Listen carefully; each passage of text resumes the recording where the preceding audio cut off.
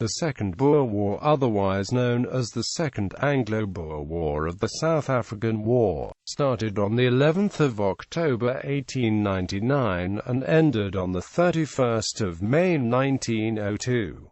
The United Kingdom fought the South African Republic and the Orange Free State. The British war effort was supported by troops from several regions of the British Empire, including Southern Africa, the Australian colonies, Canada, Newfoundland, British India, and New Zealand.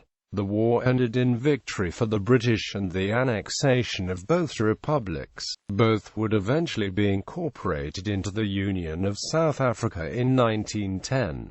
Name. The conflict is commonly referred to as simply the Boer War, since the First Boer War is much less well known. Boer was the common term for Afrikaans-speaking settlers in southern Africa at the time. It is also known as the South African War outside South Africa and as the Anglo-Boer War among South Africans. In Afrikaans it may be called the Anglo-Boer Oorlog, Tweede-Boer Oorlog, Tweede-Vryheidsoorlog or Engelsoorlog. In South Africa it is officially called the South African War. Origins. The complex origins of the war resulted from more than a century of conflict between the Boers and the British Empire, but of particular immediate importance was the question as to which nation would control and benefit most from the very lucrative Witwatersrand gold mines. During the Napoleonic Wars, a British military expedition landed in the Cape Colony and defeated the defending Dutch forces at the Battle of Bleiburg. After the war, the British formally acquired the colony, and encouraged immigration by British settlers who were largely at odds with the Dutch settlers.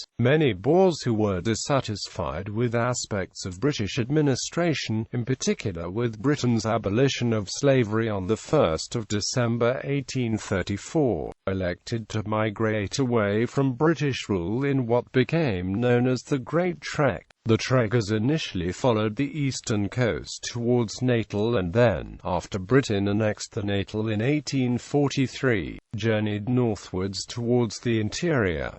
They established two independent Boer republics, the South African Republic and the Orange Free State. The British recognized the two Boer republics in 1852 and 1854, but attempted British annexation of the Transvaal in 1877 led to the First Boer War in 1880–81.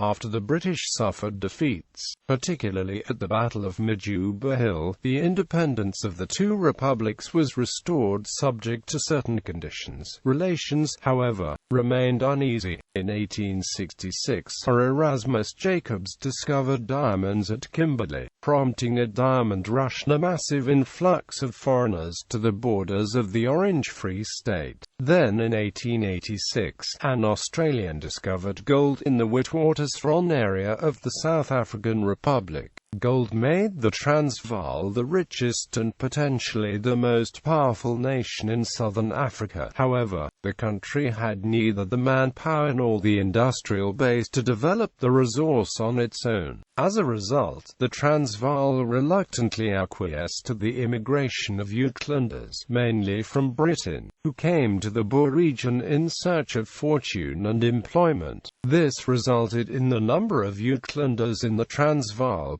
potentially exceeding the number of Boers, and precipitated confrontations between the early arrived Boer settlers and the new, non-Boer arrivals. British expansionist ideas as well as disputes over Uitlander political and economic rights resulted in the failed Jameson Raid of 1895.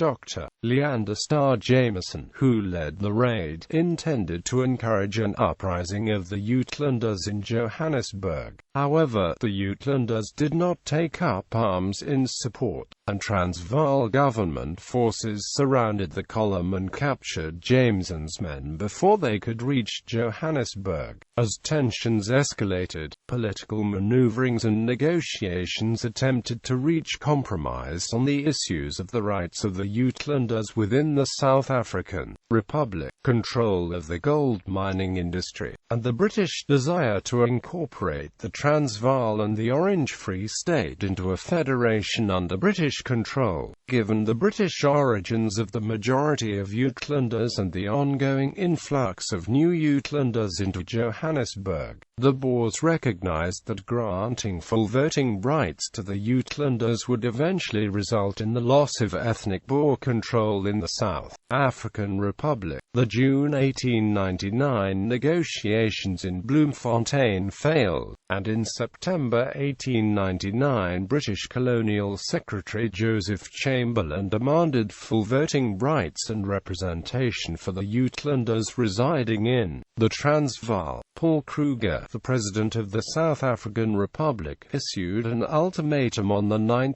October 1899, giving the British government 48 hours to withdraw all the troops from the borders of both the Transvaal and the Orange Free State, albeit Kruger had ordered commandos to the natal border in early September and the British only had troops in garrison towns far from the border, failing which the Transvaal, allied to the Orange Free State, would declare war on the British government. The British government rejected the South African Republic's ultimatum, resulting in the South African Republic and Orange Free State declaring war on Britain. Phases. The war had three distinct phases. In the first phase, the Boers mounted preemptive strikes into British-held territory in Natal and the Cape Colony, besieging the British garrisons of Ladysmith, Mafeking and Kimberley. The Boers then won a series of tactical victories at Colenso, Magersfontein and Spionkop. In the second phase, after the introduction of greatly increased British troop numbers under the command of Lord Roberts, the British launched another offensive in 1900 to relieve the sieges, this time achieving success. After Natal and the Cape Colony were secure, the British were able to invade the Transvaal, and the Republic's capital, Pretoria, was ultimately captured in June 1900. In the third and final phase, beginning in March 1900, the Boers launched a protracted hard-fought guerrilla war against the British forces, lasting a further 2 years, during which the Boers raided targets such as British troop columns, telegraph sites, railways and storage depots. In an effort to cut off supplies to the raiders, the British, now under the leadership of Lord Kitchener, responded with a scorched earth policy of destroying Boer farms and moving civilians into concentration camps. Some parts of the British press and British government expected the campaign to be over within months, and the protracted war gradually became less popular, especially after revelations about the conditions in the concentration camps. The Boer forces finally surrendered on Saturday, the 31st of May 1902, with 54 of the 60 delegates from the Transvaal and Orange Free State voting to accept the terms of the peace treaty. This was known as the Treaty of Vereeniging, and under its provisions, the two republics were absorbed into the British Empire, with the promise of self-government in the future. This promise was fulfilled with the creation of the Union of South Africa in 1910. The war had a lasting effect on the region and on British domestic politics. For Britain, the Second Boer War was the longest, the most expensive, and the bloodiest conflict between 1815 and 1914, lasting 3 months longer and resulting in higher British casualties than the Crimean War, although more soldiers died from disease in the Crimean War. Background. The southern part of the African continent was dominated in the 19th century by a set of struggles to create within it a single unified state, while the Berlin Conference of 1884-5 sought to draw boundaries between the European powers' African possessions. It also set the stage for further scrambles. The British attempted to annex first the South African Republic in 1880, and then, in 1899, both the South African Republic and the Orange Free State. In 1868, the British annexed Basutoland in the Drakensberg Mountains following an appeal from Moshesh, the leader of a mixed group of African refugees from the Zulu Wars, who sought British protection against the Boers. In the 1880s, Bechuanaland became the object of a dispute between the Germans to the west, the Boers to the east, and the British Cape Colony to the south. Although Bechuanaland had no economic value, the missionaries' road passed through it towards territory farther north. After the Germans annexed Damaraland and Namaqualand in 1884, the British annexed Bechuanaland in 1885. In the First Boer War of 1880–81, the Boers of the Transvaal Republic had proved skillful fighters in resisting the British attempt at annexation, causing a series of British defeats. The British government of William Ewart Gladstone had been unwilling to become mired in a distant war, requiring substantial troop reinforcement and expense for what was at the time perceived to be a minimal return. An armistice followed, ending the war, and subsequently a peace treaty was signed with the Transvaal President Paul Kruger. However, when, in 1886, a major gold field was discovered at an outcrop on a large ridge some 60 kilometers south of the Boer capital at Pretoria, it reignited British imperial interests. The ridge, known locally as the Witwatersrand, contained the world's largest deposit of gold-bearing ore. With the 1886 discovery of gold in the Transvaal, the resulting gold rush brought thousands of British and other prospectors and settlers from across the globe and over the border from the Cape Colony. The city of Johannesburg sprang up as a shanty town nearly overnight as the Uitlanders poured in and settled around the mines. The influx was such that the Uitlanders quickly outnumbered the Boers in Johannesburg and along the Rand. Although they remained a minority in the Transvaal as a whole, the Boers, nervous and resentful of the Uitlanders' growing presence, sought to contain their influence through requiring lengthy residential qualifying periods before voting rights could be obtained, by imposing taxes on the gold industry, and by introducing controls through licensing, tariffs and administrative requirements. Among the issues giving rise to tension between the Transvaal government on the one hand, and the Uitlanders and British interests on the other, were established Uitlanders, including the mining magnates, wanted political, social, and economic control over their lives.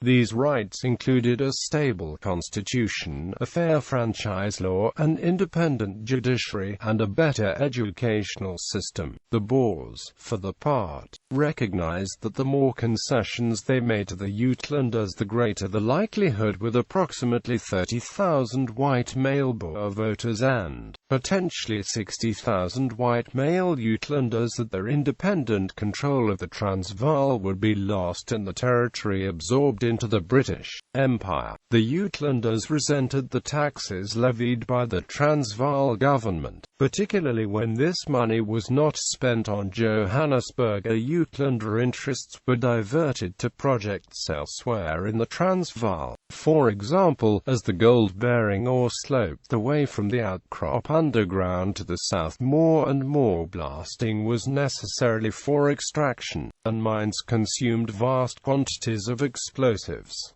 A box of dynamite costing £5 included 5 shillings tax. Not only was this tax perceived as exorbitant, but British interests were offended when President Paul Kruger gave monopoly rights for the manufacture of the explosive to a non-British branch of the Nobel Company, which infuriated the British. The so-called dynamite monopoly became a major pretext for war. British imperial interests were alarmed when in 1894–95 Kruger proposed building a railway through Portuguese East Africa to Delagoa Bay. bypassing British-controlled ports in Natal and Cape Town and avoiding British tariffs. At the time, the Prime Minister of the Cape Colony was Cecil Rhodes, a man driven by a vision of a British-controlled Africa extending from Cape to Cairo.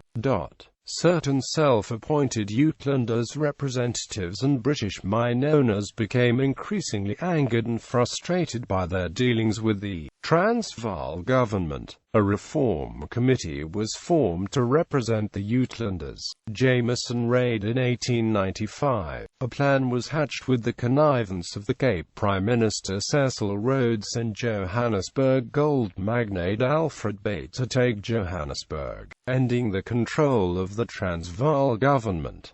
A column of 600 armed men was led by Dr. Leander Starr Jameson, of which Cecil Rhodes was the chairman, over the border from Bechuanaland towards Johannesburg. The column was equipped with Maxim machine guns and some artillery pieces. The plan was to make a three-day dash to Johannesburg before the Boer commandos could mobilize, and once there, trigger an uprising by the primarily British expatriate workers organized by the Reform Committee. However, the Transvaal authorities had advance warning of the Jameson Raid and tracked it from the moment it crossed the border. 4 days later, the weary and dispirited column was surrounded near Krugersdorp within sight of Johannesburg. After a brief skirmish in which the column lost 65 killed and wounded, while the Boers lost but 1 man, Jameson's men surrendered and were arrested by the Boers. The botched raid resulted in repercussions throughout southern Africa and in Europe.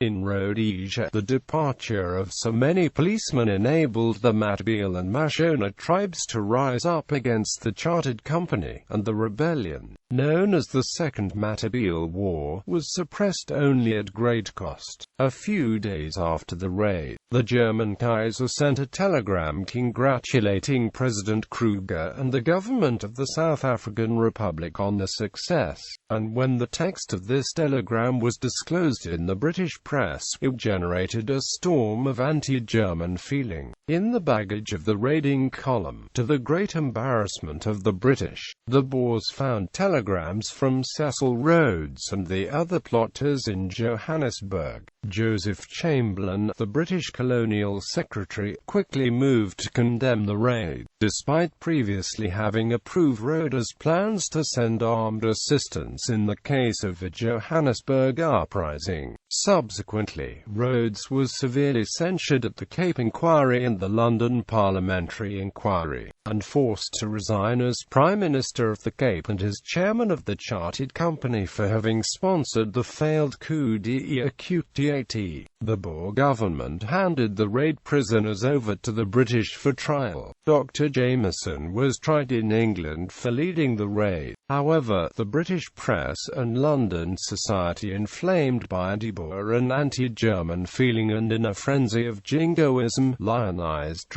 Jameson and treated him as a hero. Although sentenced to 15 months imprisonment, Jameson was later rewarded by being named Prime Minister of the Cape Colony and ultimately anointed as one of the founders of the Union of South Africa. For conspiring with Jameson, the Uitlander members of the Reform Committee were tried in the Transvaal courts and found guilty of high treason. The 4 leaders were sentenced to death by hanging, but this sentence was next day commuted to 15 years imprisonment, and in June 1896, the other members of the committee were released on payment of £2,000 each in fines, all of which were paid by Cecil Rhodes. One Reform Committee member, Frederick Gray, had committed suicide while in Pretoria jail on the 16th of May, and his death was a factor in softening the Transvaal government's attitude to the remaining prisoners.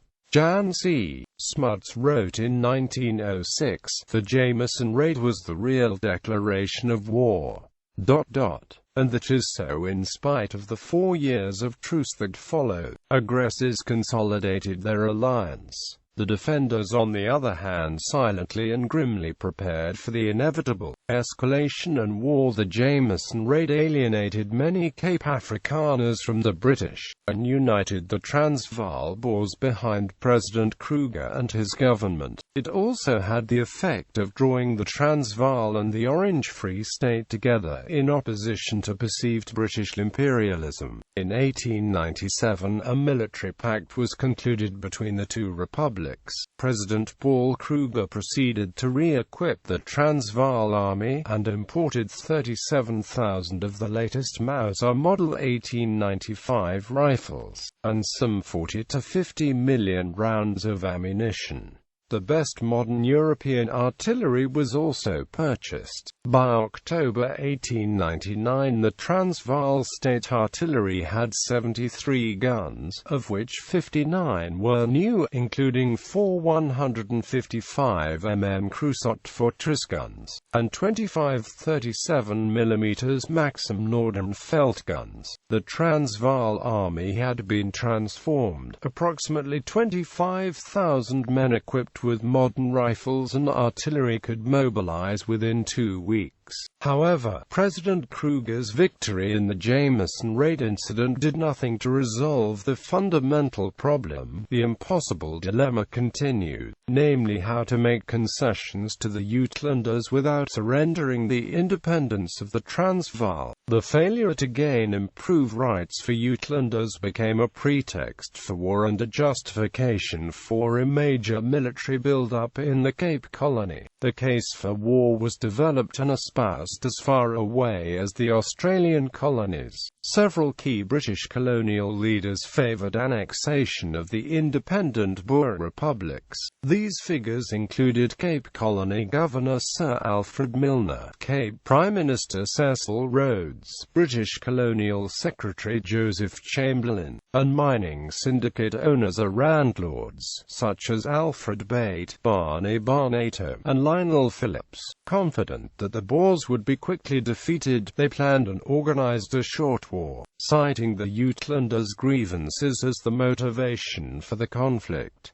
Their influence with the British government was, however, limited. Lord Salisbury, the Prime Minister, despised jingoism and jingoists. He also distrusted the abilities of the British Army, yet he led Britain into war for 3 main reasons. Because he believed the British government had an obligation to British South Africans, because he thought that the Transvaal, the Orange Free State, and the Cape Boers aspired to a Dutch South Africa, and that the achievement of such a state would damage Britain's imperial prestige around the world, and because of the Boers' treatment of black South Africans. Salisbury was not alone in this concern over the treatment of black South Africans. Roger Casement, already well on the way to becoming an Irish nationalist, was nevertheless happy to gather intelligence for the British against the Boers because of the treatment of black Africans. Given this sense of caution among key members of the British cabinet and of the army, it is even harder to understand why the British government went against the advice of its generals to send substantial reinforcements to South Africa before war broke out. One strong argument is that Lansdowne, Secretary of State for War, did not believe the Boers were preparing for war, and also believed that if Britain were to send large numbers of troops, it would strike too aggressive a posture and so prevent a negotiated settlement being reached or even encourage a Boer attack. President Steyn of the Orange Free State invited Milner and Kruger to attend a conference in Bloemfontein. The conference started on the 30th of May 1899, but negotiations quickly broke down, despite Kruger's offer of concessions. In September 1899, Chamberlain sent an ultimatum demanding full equality for British citizens resident in Transvaal. Kruger, seeing that war was inevitable, simultaneously issued his own ultimatum prior to receiving Chamberlain's. This gave the British 48 hours to withdraw all the troops from the border of Transvaal, otherwise the Transvaal, allied with the Orange Free State, would declare war. News of the ultimatum reached London on the day it expired. Outrage and laughter were the main responses. The editor of The Times laughed out loud when he read it, saying, "An official document is seldom amusing and useful, yet this was both." The Times denounced the ultimatum as an extravagant farce.